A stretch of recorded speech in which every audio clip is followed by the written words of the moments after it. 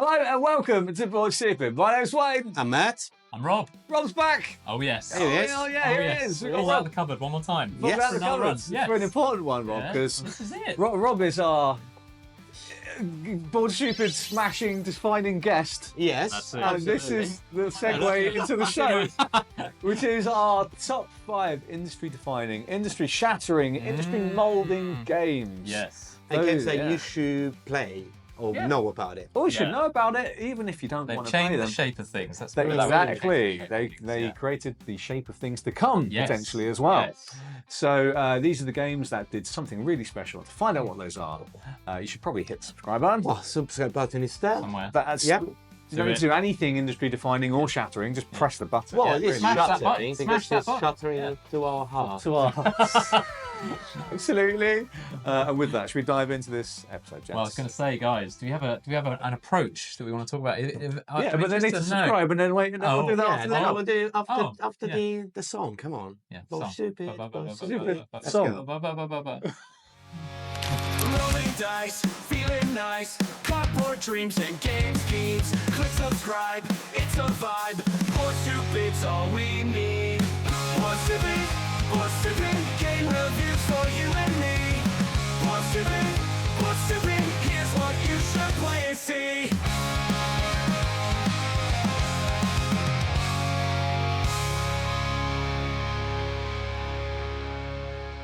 All right. So first up, I want to talk to these guys about what approach do you take? How do you choose your industry shattering games? It's a great question. Matt.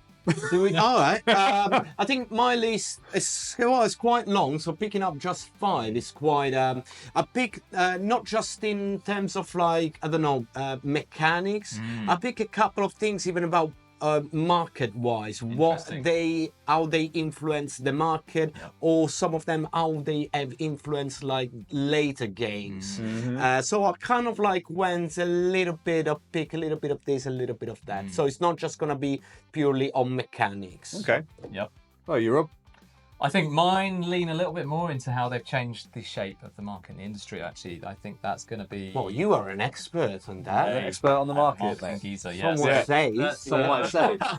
Some might say, Some yeah. might say. It's so for me, I have looked a little bit at that and why I think a game has changed either the way the market and the industry works, or how it's changed the culture of gaming, which I think is a bit Ah, interesting. that's a good one. Interesting. Are you win? A couple of different things I'll put together. They've either created or innovated a new game mechanism, Yep. as you said there. So, or have set new standards in some way, right? So where it might have been done before, but not in such a package. Yeah, right? fair enough. Yeah. Sure.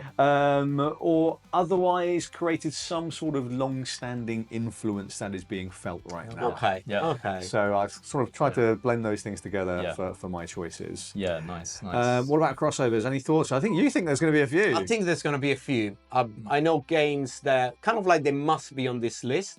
So we'll do our top 5s, and then if they're not in this list, we're going to do some honorable mentions. Honorable mentions. Honorable mentions. Yeah, because we don't know each other. Nothing. We don't know.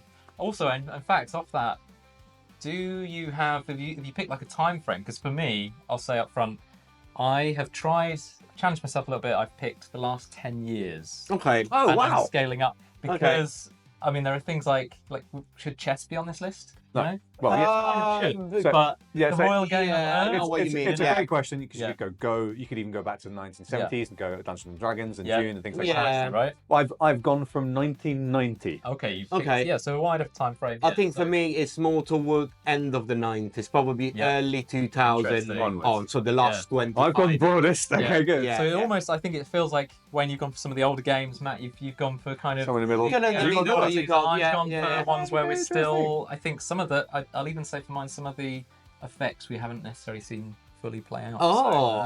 Yeah. Oh, I think I got one that is. All right. Spicy. Saying that, Number let's 5? start with our number 5.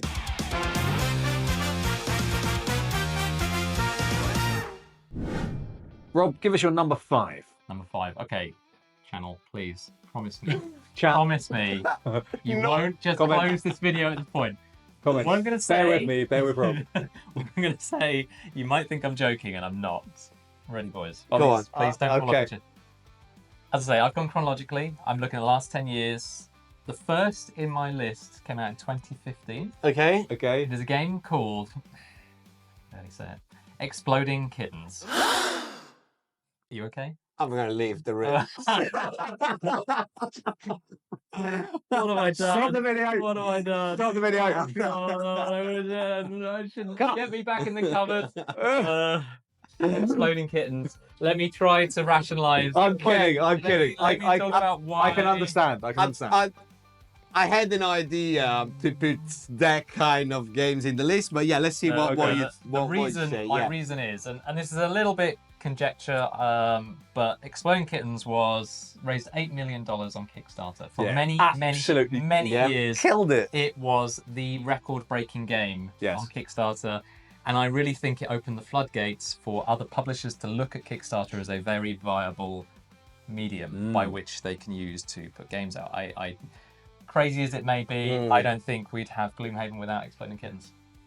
Okay. I think it showed that community can come first. You can build off of a community and monetize that to create a game and put that out there in the world. And $8 million, for many years, it held the record. And actually, to this day, for a small box, what is it, $20 card game? I don't think any, as well. I don't think any other game has quite cracked that level. And I think it really showed a lot of consumers and a lot of publishers that Kickstarter was a viable model they could use to put their games out there into the world and for consumers to buy them. Yeah, and create a nice product, and there we go. Yeah, that's it. Okay. Love that. Yeah. Well, I got something very similar, but in kind of like slightly different twist, and I'm talking about Zombicide from Simon. Nice. Okay. The first Zombicide In that from crowdfunding Simon one. that is.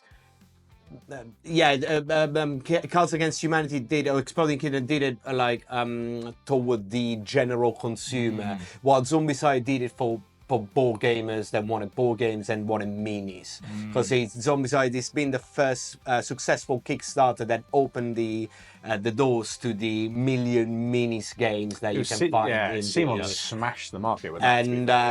And now we see where Simon's sitting at today, how they went from there to there. But time will tell. But it kind of like changed the market in that kind of like type of games. Yeah. Yes. Because now they found that type of game. So a lot of minis, a lot of like narrative gaming, like all these like gigantic boxes and everything, found their spaces that was not on a shelf in a shop, but was on Kickstarter. And from then, beside the million of Zombicide that came out, but again, the Gloomhaven, all the Awakened Realms products, and all the like the Shadowborns with Oddsworn and stuff, all of that with tons of minis probably would have not existed if the first Zombicide was not that successful. Yes. We would not have that kind of genre of games on our tables today. Yeah. Maybe we're not going to have it anymore for a while, Liz, but we'll see what time will tell. But, yeah. And you, Wayne? My one is from 1993. Off you go. So starting Those nice heady and young early. days, Those heady young days when I was very young. I was 10 years old when I got my first pack of these cards. It's Magic the Gathering. Okay. Brilliant. So Magic the Gathering for a bunch of reasons. Yes. It basically invented the CCG model with the way that expansions work as well. That invented, I suppose, that competitive meta type play as well, taking your card game to a tournament and then playing that. The whole deck construction, the collectibleness, the scarcity model with value, the thing with print runs of certain types of cards going in and out of print as well. Brought that sort of deck building, deck construction to the mainstream. I remember playing this in school, in the school playgrounds. It took the collectible card game to the competitive world as well. It did loads. I think without Magic the Gathering, we wouldn't have had Arkham Horror, the card game, or Marvel Champions and all that sort of stuff, or any of those sorts of games, or Pokemon, or Yu-Gi-Oh, and all of those that came after. Definitely, absolutely. And that's a whole scene into itself. It is board game adjacent. It is in the board game sphere, but it's also influenced like a ton of other card games as well in Yes. terms of how the cards work. Tapping is like a Yeah. Yeah, like it's a it's word. almost It's Yeah, even like yeah. it's like a copyrighted word, isn't it? Right. It is. Yeah, it that's is. You the thing, can't use that. But it's like so- that whole thing, and just that whole model of I think it's industry shattering for a number of reasons, and that's my first one, Magic the Gathering. I like Nice. it. I Yeah. like it. Go Yes. to number 4. Number Yeah. four. 4.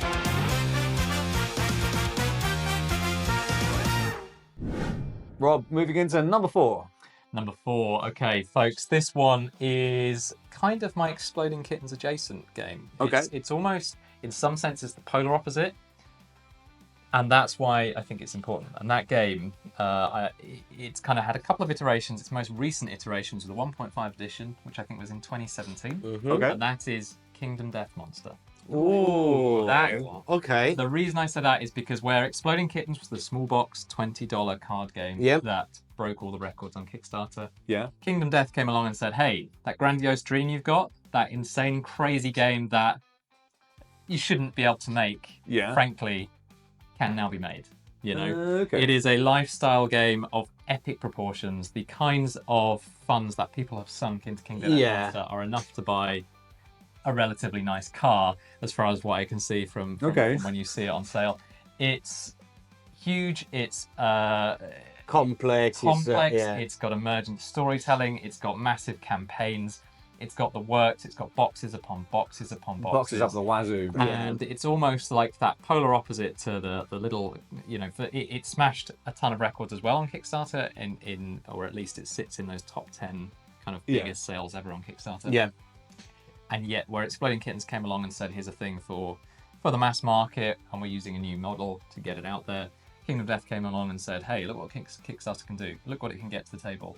This huge Yeah, it's grandiose one of experience. those games that is for 1% of the board game population, but but they that will see. 1% it just like it becomes their life. It's Yeah, just that's like their game. their life game. They just 100%, play that, yeah. and it's one of those like throw the sink at it game Yes. because it's just Yeah, like. yeah. Yeah. You got enormous boxes. You got tons of expansion that you're probably never gonna play. yeah. But I know myself as well. I'm one of them that you buy just because, like, oh, one day I'm gonna finish them, This or is gonna be the thing. dream. Yeah, When I retire, I'm Yeah, gonna sit and yeah, play yeah. this. I think it sort of reflects what you were saying, Matt, about Zombicide as well, because I do think without Kingdom Death, I said it with Exploding Kittens as well, but I don't know if we'd have had the likes of Gloomhaven, as I say, because I think it just opened the gates to this kind Yeah. of large scale, and you've had these games that are almost outdoing one another with the absolute massive scale of things. Like there was the one last year, was it Enormity?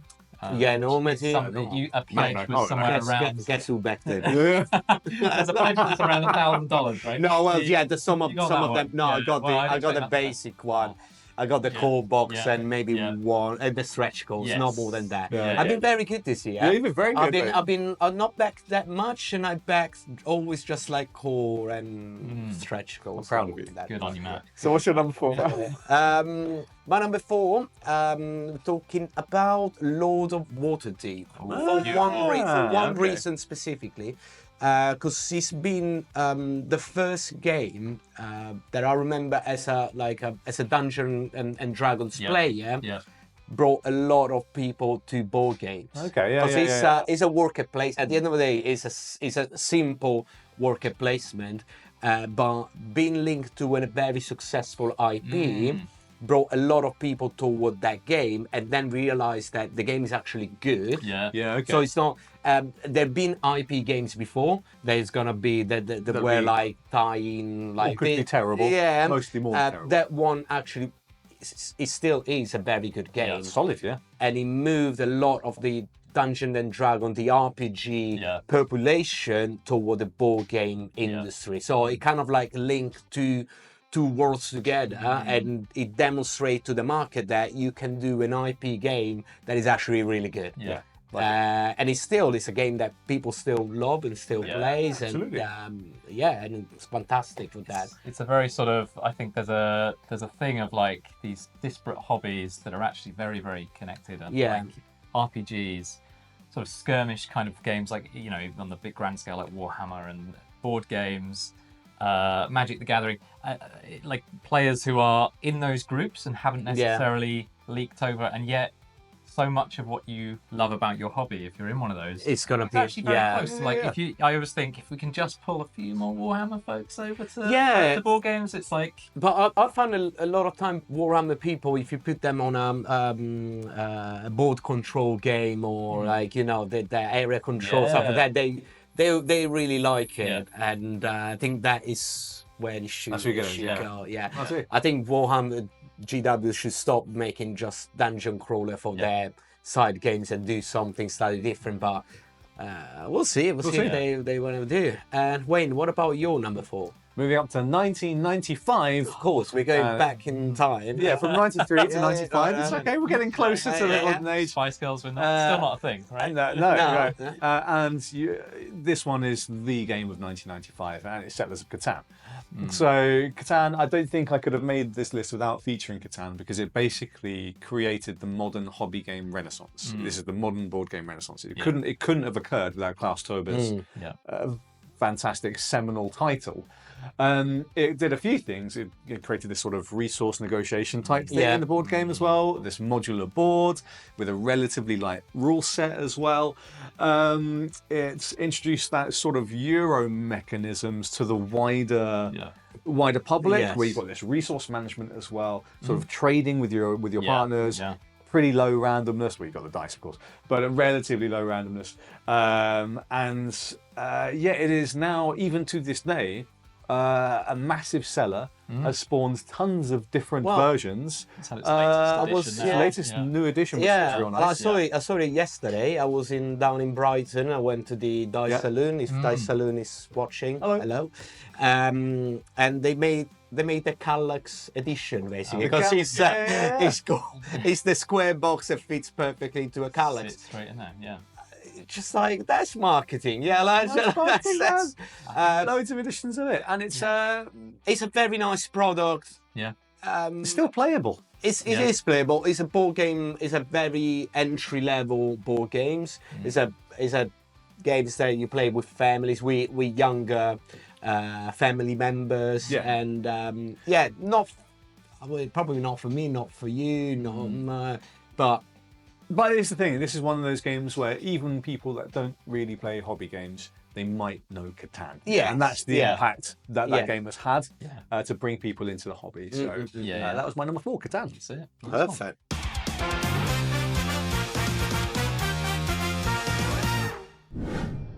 Rob, number 3, what you got for us? Number 3, we are zooming ahead a few years, as I say. We've left Kingdom Death, we've left the Kickstarter thing. Left all behind. Well, we're still talking about a Kickstarter game, actually, but my next game, I think, is redefining a genre as we speak. We're zooming ahead to 2022, and that game is Blood on the Clock Tower. Of course. I am a big fan of the game. I'll say that. But this is, I have a lovely thing with Blood on the Clock Tower because we were playing it from the early days. We had a kind of copy that was sent from the folks at the Pandemonium Institute. Did some work with Chuck and Sit Down around the review, and then it kind of went on to Kickstarter. The game was about 2 years in the making, and when it arrived, I was desperately pulling people together. I was like, any friend who had even a minute amount of interest, just a minutiae, a minute amount of interest, I would be pulling them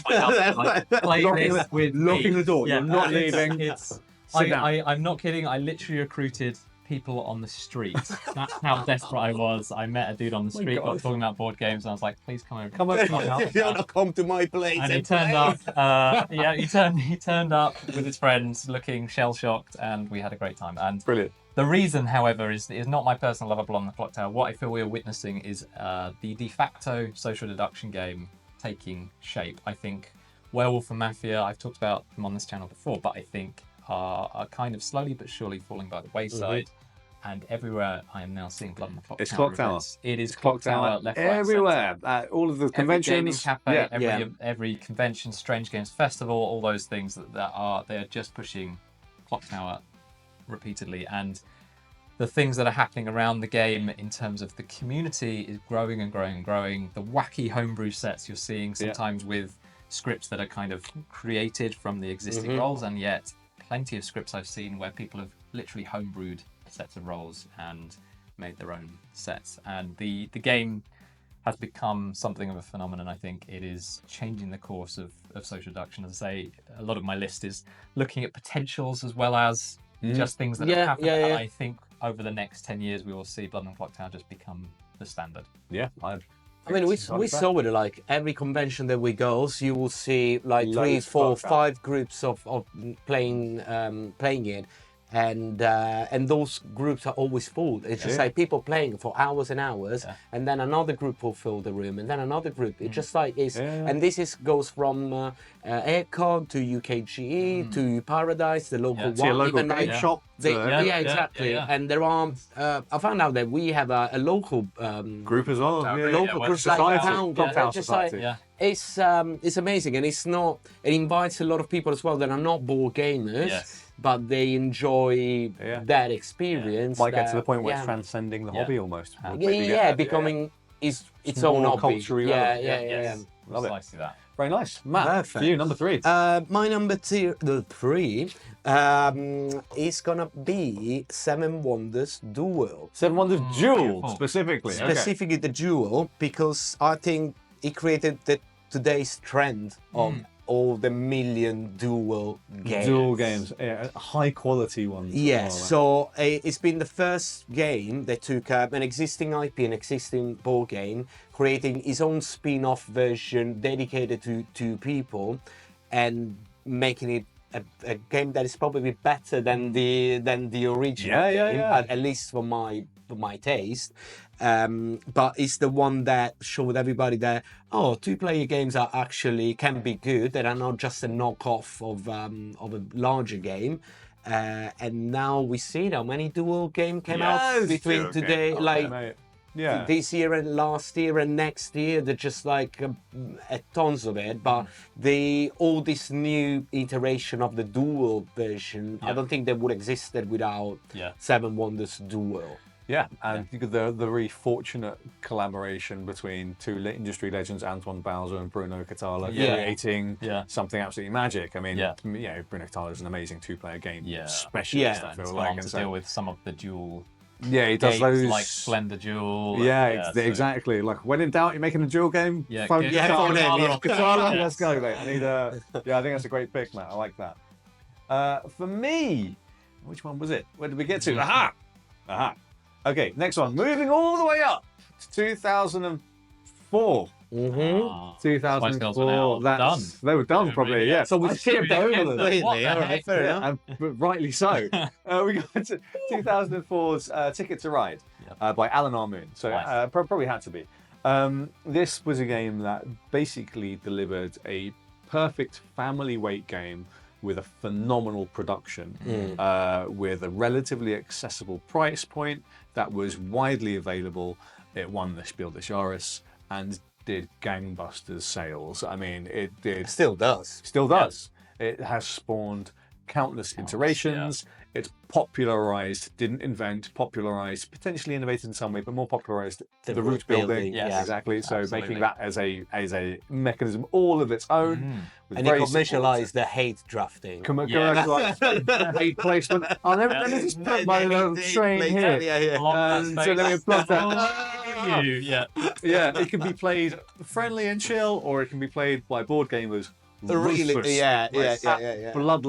ruthlessly. Ticket to Ride is still a fantastic game. I will still happily play Ticket to Ride, whatever version. I think it's still great. It is an example of a timeless design that has gone on to spawn again countless iterations. It's a great system.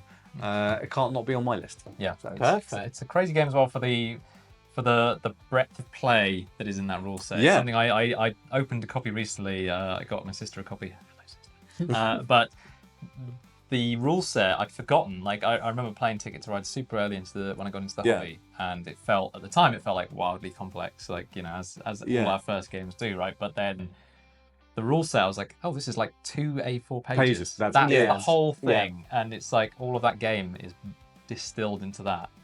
It's brilliant, right? And it's easy to teach, like, and people normally get it like very quickly. Yeah. Even if it's something that root building can sound a little bit complex, but that is. So it's a thing as well. I think when you're talking about Catan and the impact it's had, but what I love about Ticket to Ride is I don't think it never kind of left in terms of the love for that game. If you guys finish this stream, if we finish this vid and we were like, should play a quick game Ticket to Ride, I'd be like, yeah, why not? Yeah, probably do that. Yeah, That's exactly. true. That's true. It's a nice feeling game. Yeah. And legacy-wise, it's just one of those. Look, it's an eternal design that I think will probably always be around as long as there's board games. In some iteration absolutely. like that. How many versions there are now? Like Many. 100 and Yeah, million. so, Two-player ones, like you've got different maps. The legacy one that's supposed to be really good as well. Yeah. So all sorts going on there. Should we move on? Number two. Twos. Done. Twos.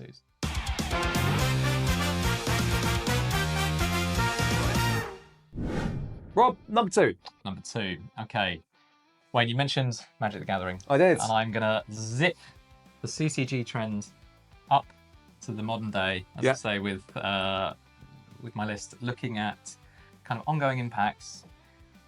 For many, many, many years, the CCG space has been dominated by what's been called the big three, which are Magic, Pokemon, and Yu-Gi-Oh! As well. Do people actually play Yu-Gi-Oh? No, I've never played Yu-Gi-Oh! Played it, but it's big. It's big. Yu-Gi-Oh! Is huge. That being said, in the last 2 years, 2023, Disney entered the space. Oh, okay. Disney's Lorcana. Yeah.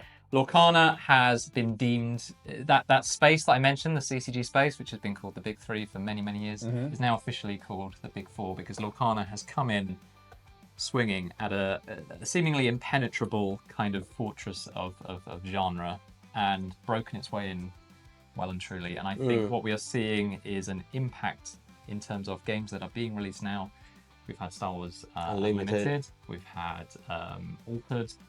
You've had the One Piece card game as well. Nice. There is an ongoing kind of resurgence of CCG to some extent. And I think Lorcana really is dominating that and paving the way for and showing that CCG can be done in the modern age. And it's not kind of impenetrable, as I say. It's not kind of fully paved off at this point by those big three. Lorcana has come along, busted its way into the space, and brought a lot, as that chat we've had throughout this around bringing new players into the space. Yeah, making it more culturally relevant. A lot of people coming into board gaming through Lorcana, which I think is wonderful. And I hear reports of tournaments selling out literally like in a minute. To be honest, I'm quite surprised when he came out. I was pretty interested, but then I thought it's gonna be a bubble. They're gonna explode. People gonna think this is the new Pokemon in terms of like not the game itself, but the rarity of the cards. Because it was all about Charizard going out for £1 million, I really thought that it just was going to be a bubble, and that would have lasted 3-4 months. Then people will lost interest. Their card will not have actually a resale value. But I was wrong. Still going. I'm really glad that I got a couple of first edition boxes upstairs. Never opened. Never opened them. Time to get into it. I'm gonna wait to ching ching. Nice, Matt. Matt, how about you? Number two. My number two must be Pandemic. Yeah. Okay. Great. Pandemic basically brought to the table the cooperative between players. What before it's always been a board game market like very much one versus all. One versus all normally. It's always been competitive. You will always compete against the other person or the rest of the table or whatever. This one came and basically like, no, you can all be friends and you can all play against the game itself. And then open against the door and brought a lot of people to cooperative. We can play like this. What's the next one? I can play a dungeon crawler. Oh, that's cooperative. And kind of like created, okay, this is the puzzle. Everybody around, let's try to solve the puzzle. Yes. Brought like stuff like, I'm not saying escape rooms, but kind of like, this is the game's giving you a problem that everybody together needs to cooperate and collaborate to sort and it out. contribute to solve, right? And again, it's a game that how many copies sold? Like Jillian. doing a lot of different iteration of the game and the game system with the pandemic system applied to different from World of Warcraft to like they did a different Star Wars, Cthulhu, Lord of the Rings coming up. exactly. Lord of the Rings one. Stay tuned for that one. Matt Leacock has basically made a name for himself as the cooperative design now guy. with Daybreak as well. Daybreak, which is amazing, by the way. Great game. We're stretching his concepts further.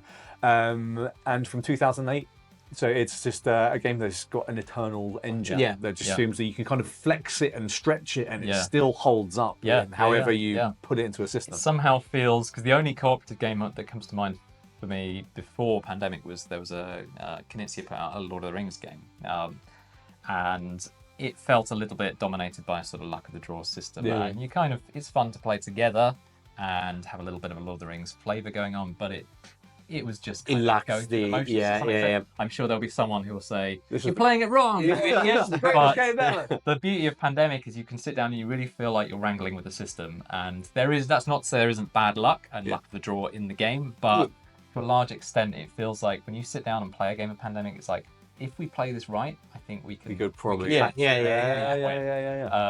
And there's a little thing called Legacy after. Yeah, exactly. Oh That's, my God, might talk about it, might not. Oh, okay, But the Legacy as well brings that concept to an extreme, but in a good way. That's very, very cool. So pandemic must be on this list. Right. My number What two. about you? My number two is I went up to 2004 and I jumped over 2000, which is my mistake. I wrote it on my list wrong, but we're going 2000. So the year 2000, this game again is an eternal design, and it's Carcassonne. And the reason Carcassonne is here is because of basically the word meeple. Carcassonne popularized, maybe didn't invent, but maybe potentially invented the meeple as we know it today. Yes. The little fat dude, The little fat chunky wooden dude thing. That is because of Carcassonne. Pretty much to the point where they now litigate, I think. There's been sadly start litigating because they technically own that whole concept, which is phenomenal. It also wider than the meeple thing, which is something that we'll think of as board gaming terminology lexicon forever, I think, until eternity, and for that reason alone it has to be on this list. But also that gentle family weight tile laying to the wider market. I mean, again, like Catan, maybe not to the same extent, people might have also heard of Carcassonne. Might have also heard of Ticket to Ride. So these games... you saw it in the Target or Waterstone, whatever is your... It's another one. If we finish this and you're like, should we play Carcassonne? I could play a game with Carcassonne. I'm always up for that. Always up for that. And it's like, actually, again, like Ticket to Ride, it can be played. I think there's that lovely thing with Carcassonne where it can be played relatively gently. You can play the two levels. It can be played in a kind of calm. Let's build this place out and just score our own points, or you can be the cutthroat card. Absolutely brutal. Sorry, that's me. I am renowned. Can't resist jumping in your city. That's how it's going to be. And in terms of its ongoing legacy, I mean, you're seeing loads of versions, expansions, all of the time, reprints. Just that sort of shared tile laying space, I think, is really interesting, and how Carcassonne popularized that. And again, I think it'll still stay around for a long time. So, on to number one.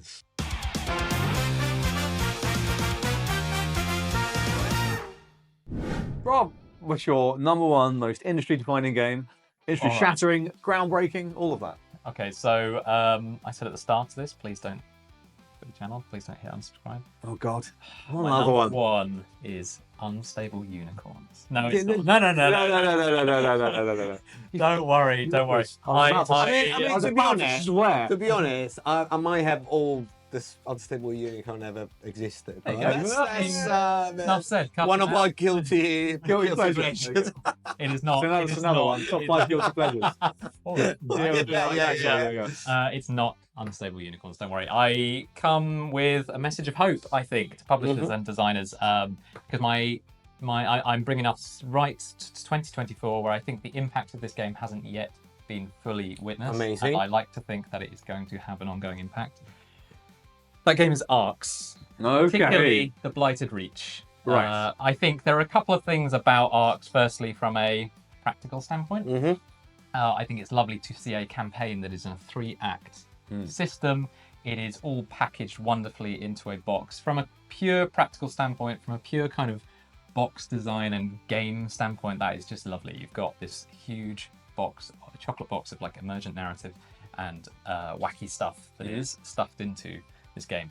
But the reason I also want to bring up Arcs is because, as I say, a bit of a message of hope for publishers and a bit of a message of optimism. I think that what Arcs has done very, very well, and other games in the leader lineup, as well as the sister company Whirligig, I think it is able to bring together systems that are unusual, sometimes unintuitive, which can be a problem for a lot of people. But they are things that you will not have seen before. Yeah. And in a world where we're often subjected to kind of games that we feel like, hey, this is an iteration on this, and that's not a bad thing. Hey, I play tons and tons of Euros every year, and I enjoy every single one of them. And yet, what I think Arcs has done is presented us with something that is completely left of field, and it has created a system of mechanics for starters that are unusually blended together.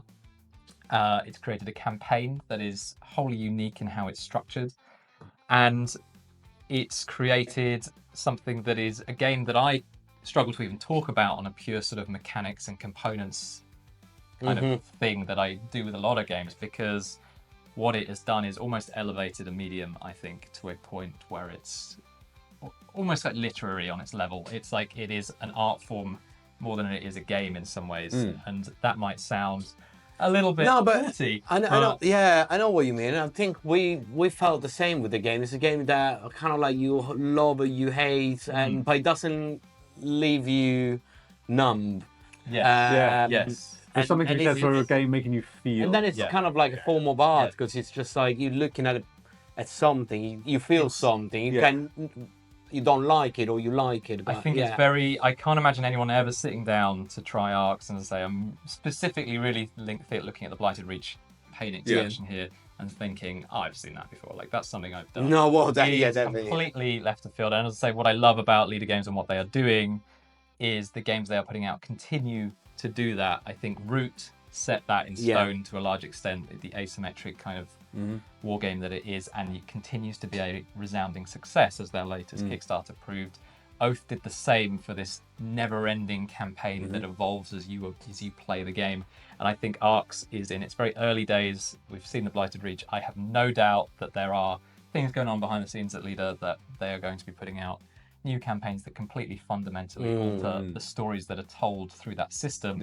And I think it shows that if you have a wacky idea and you think this game isn't like what everything else is, and is that going to break it? I don't think that is the case when you look at what Arcs has done and the success it's had, and thus I hope that you put that idea to paper. Make it happen. Very nice. Yeah. Love that, Rob. Very, very good. Matt, you're number one. It's very difficult because I've still got so many others. But if I have to pick one, I'll go with my heart. I'll go with something that I love. I would say that Gloomhaven made Merry Trash Euro.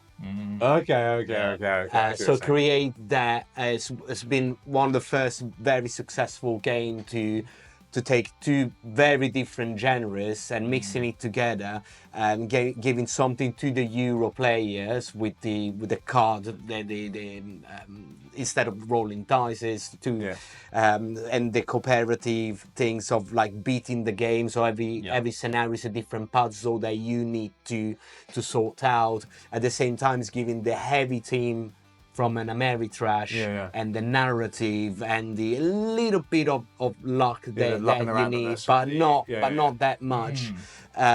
Since you always play with your cards, so you know what your deck is made of, so you can always make a choice depending. So it's kind of like managed to show to the Euro people that a dungeon crawler can be crunchy and interesting, and at the same time, the Ameritrash people that a Eurogame can actually be interesting. And exciting. So it kind of it's kind of create that hybrid between theme and mechanics. Then it's been applied after that to many other games where you got now Eurogame with a strong theme, or at the same time you got dungeon crawler that are very there are mechanics that are very heavy influenced by Euro games. So that I think that they made a statement that they create a kind of like a sub-genre. It was also a game that was like, when people were first toting it before it was going on Kickstarter, they were like, that will never sell. Yeah. And it did like loads of money. I mean, it did, was it 2017, I think. So, and it absolutely killed it. I mean, like, it showed what is possible through crowdfunding. Like with Kingdom Death Monster, we go, okay, well, here's this crazy expansive thing in a box that's the size of your table. People will buy it. If it's good enough. They want that, They didn't know what it. Most of the people, they didn't understand what it was. Until it came out. There's no publisher that would take that idea and take the risk to do it. No. Right? And the other very cool things is that Gloomhaven has been #1 on BGG for many years, and it was so cool to see an independent publisher and designer being the #1 game ever for that period. And still now it's probably #3, #4. And it was a dude that started it. So it's fantastic. It's crazy to me as well. Like that game is like 2017 or something. I think it has nothing's ever quite matched it for its the number of innovations and cool ideas and systems brought to the table in one fell swoop. You get a lot of Gloomhaven sort of games that are clearly built on the Gloomhaven formula, and some of them, even Iridia's. You hear like all the time Gloomhaven Killer coming out, and it's like maybe they are, maybe they aren't. But what is phenomenal about Gloomhaven is you can still go back and play a single sort of scenario. And the puzzle is crazy complex and cool, and it's just the whole thing of your character with multiple cards that are double-sided, stringing those together. The systems by which your characters retire and you evolve into, or not evolve, that's potent. Retire and get a different character out. Pokemon Haven. It's something else. And Wayne, what about your #1? I'm jumping forward to 2019. Okay. And the reason I'm jumping forward to 2019... I thought it was Rummy Cup. It's not Rummy Cup. No, I'm not going back to that again. It's because this game, I think, set a new standard for creating retail products that are beautiful and also have the ability to bring new people into the hobby that might not have considered it and to play slightly heavier games than they might have considered. I think I know what it might be. Yeah, it's Wingspan. Yeah, it's Wingspan. So, Elizabeth Hargrave and Beth Sobel, I think. Beth Sobel by Stonemaier Games. It's a triumph of great marketing, great design, great artwork, a solid engine. And a theme, again, that people went, birds, who's interested in birds? Turns out, freaking loads of people. Loads of people. Definitely more exciting than trading the Mediterranean. Yeah, exactly. So, a lot of people. And this is a game that is so beautifully produced and lovingly produced that it just sold copies of Waterstones to people that might not even considered picking it up. Sure, And this is a game that I don't believe is an intro game at all. This is not a beginner game. This is a game that's way more complicated than what it looks like. There's a bit going on. There's a bit going on. And so when you start explaining that to people, I'll try to teach it to like people like, oh, you're playing Wingspan. I've heard about Wingspan. I was like, okay, strap in. Because if you've not played like a modern board game before, we're going way past things like Ticket to Ride. We're going way past Pandemic. We're going into like relatively in-depth engine building territory. Yeah, exactly. But it brought that to a mass market. Which is amazing. It's crazy to me as well, like that whole, what I've noticed, at least on a personal level, I don't know if this is reflected for you guys, but where everyone has that conversation where it's like, I'm into board games, and someone who doesn't know board games will be like, cool, Monopoly. Like, Scrabble. Let me try and kind of ease this conversation along a little bit and hopefully get someone to understand the kind of thing I'm into. The weird tipping point used to be, Catan, actually. Yeah. Like, I used to have that conversation occasionally if someone go, I played that game Catan, Yeah. I like that. And you're like, great, we're falling into something here where it's like, maybe I can get Yeah, a something little out bit more. Yeah. I'm noticing now, I'll be talking about board games to people and they'll be like, yeah, I got Wingspan for Christmas. And it's like, that's, and again, that's just on that's a personal thing. I don't know if you guys have noticed that. It's Yeah, like, people do. yeah, People do. It's so giftable. Yeah. Because it's a It's beautiful a box. beautiful Yeah. production. And everything in yeah. it is beautiful. Like Yeah. even the rule book, like feels lovely, and Yeah, everything yeah, is like that it's lovely linen it's a finish, tactile. It's got little tiny eggs in it. It's Yeah. like everything. Every Yeah. single It's very element of that. cutesy. Yeah. and Yeah. even if the game mechanics then are more complex, but the It's look of it, very, it's the just feel like, of it, the look of it, the tactile experience of opening the box, the pleasure of Yeah. the game Yeah. itself, as well as that, a theme that is, I think, people undervalue and underestimate the accessibleness of that theme. It's not space, it's not war, Yeah. it's not fighting. It is a beautiful game about Yeah. nature reserves. I think one of the things that he made, it was just like you can sell a game even if it's not a war game, or there is no dungeons, or if It's there much, is no it's significantly armies more and inclusive. yeah, It's exactly. significantly wider appeal. Yeah. I think it's lovely as well for Matt, you mentioned earlier about Gloomhaven sort of supporting themes being put into Eurogames in a bigger way. But I think there's almost like that's been double teamed with Wingspan coming along and saying, hey, your theme doesn't have to be one of these four that Yeah, that's themes, true. Yeah. exactly. that's where we're seeing, I mean, even the last year, you know, things like Rock Hard. Yeah, Which is 1977. like a midweight Eurogame about Rock and becoming a roll. rock star, Yeah, you know? yeah, So yeah, things like that are exactly. just, and it's so much more joyous to play because Yeah. so much more characterful. Yeah. Yeah. And you get this great elevation of general production in retail Yeah. as well, Yeah. which is another reason where Yeah. basically Wingspan came out and anything else that wasn't that quality at retail Yeah. started to look bad. And That's true. Yeah, That's true. absolutely. So- One last thing about Wingspan, that it's been one of the first female designer going up in very high on the charts. blowing everything away. And that yeah. is it's great to see. Like Yeah. again, diversity and inclusion, and getting those female designer up there and with a production to back a very good game. So, but very, very well done to Somaya's. Yeah. All right, should we do a couple of honourables? Yeah, honourable mention. Let's Just go. one or two. Yeah. Let me have a think. Let me have a think. Oh, That one's okay. no, I want one. I want one. You want a horrible mention? Horrible mention. Yeah. Horrible mention. Robin, brief, quick honourable mention before Quick we close this honourable up. mention. My honourable mention is going to go to a game called Obsession. Obsession. Obsession. People love that freaking game. Yes. Man, that People thing is love great. that. I've never played it. I love that freaking game. But the Let's thing play that that I game. think is the thing that I think Obsession has done that has kind of changed industry standards to a large extent is it really is a kind of passion project by one person, Dan Halligan, who put the game together, built a community around it. What he has done is he's crafted a great game for starters with several expansions that just make the game better and better and better with each one. They are all fantastic. Get the whole thing, trust me. But the other thing that's great about what he's done is it doesn't feel like just a game because it's not a box you're buying off a shelf, putting on the table and playing with your friends. It almost feels like Dan Halligan is there, not in a creepy way. In the room, It's like You're having oh, Dan, stop it. Dan, stop it. He is there to kind of support you through the game and nurture you through everything about it.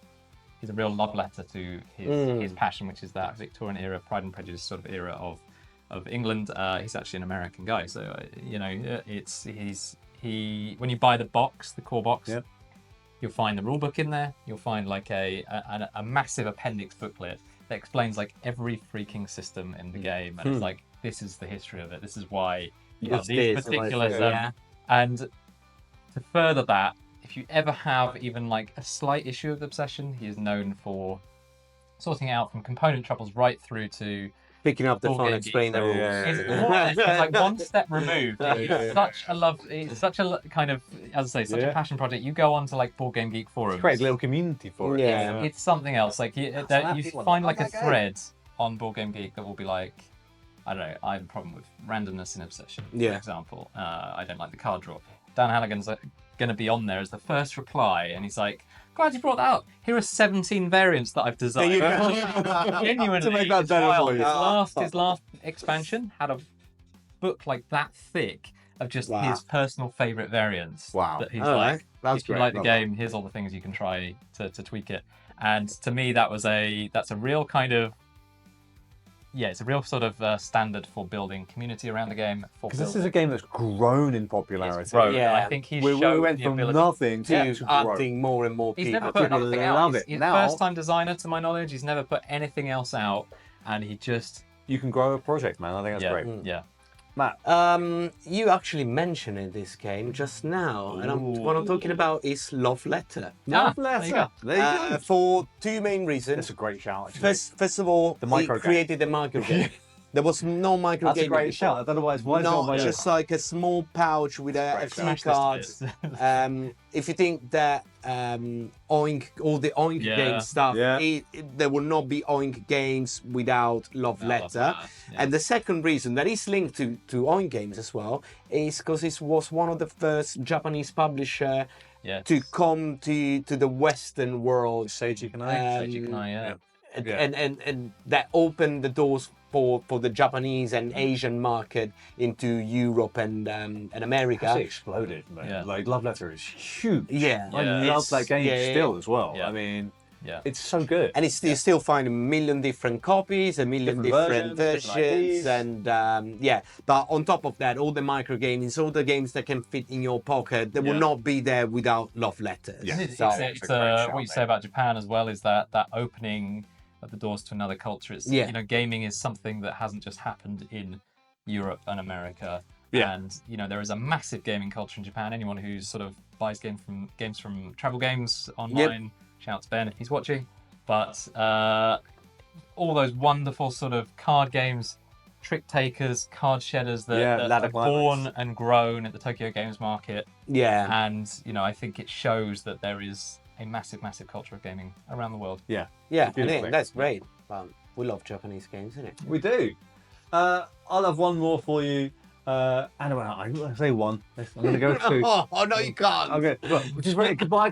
I'll be real quick. Then, quick. Yeah, I'll be quicker than both of you Go, combined. let's go. Go. Okay, the first one, El Grande, 1996. Yeah, Or okay. 1994. I can't remember. Either one of those two.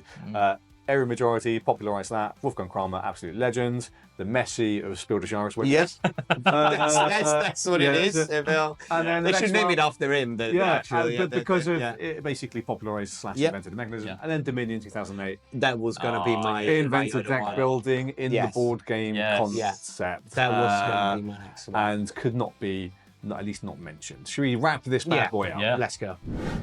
So that was our video on the most industry-defining, earth-shattering games in board game history, and in Rob's case, in board game present. Yeah, and future, and maybe. future, Future. exactly. So, Yeah. but what did you think? Do you agree with our picks? Whose picks do you agree with the most? Let us know in the comments below. And what did we miss out? Which I'm sure I'll be kicking myself. We Loads. missed this stuff. Yeah, a lot of loads, stuff in loads. terms of like mechanics. There are a lot of great games. and Production, invented. Yeah, arts, exactly. there's But loads of I things you think can this consider. is our 5 picks each Yeah. of what we. This list Yeah. is wildly hard. To, I did narrow it down. avoid a couple of. Oh, you did? Okay. Yeah, I Yeah. might have Yeah. cheated there, but Cheating death once No again. comment. No comment. Yeah. But there are loads, and there's lots of ways that you consider industry defining. So we thought about it a few different ways, but I'd be interested to hear what you think counts as industry defining, Yeah. and what defines what.